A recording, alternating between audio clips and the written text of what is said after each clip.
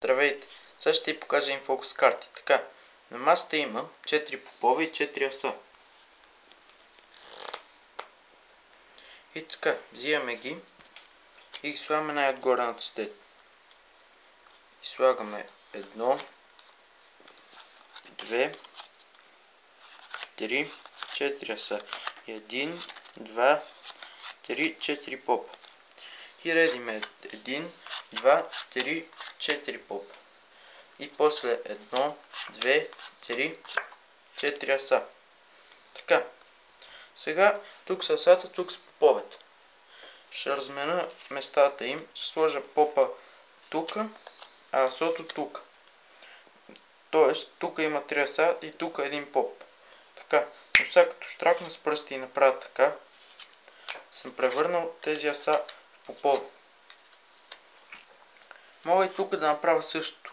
Но, за да е по-интересен фокусът, ще го направим по друг начин. Така.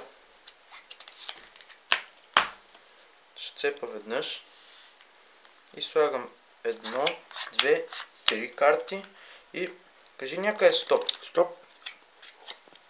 Кажи още веднъж. Стоп. И така. Да видим картата, която се е паднала е двойка с пътия. Добре. Сега разменям местата на... Слагам асото. Асото при тези 3 карти. И двойката при асата.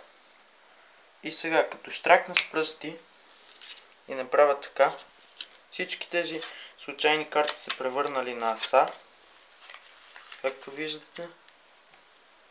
А сега отново като направя така, това се е превърнало на 4 двойки.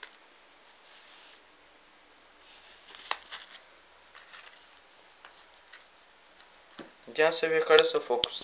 Чао!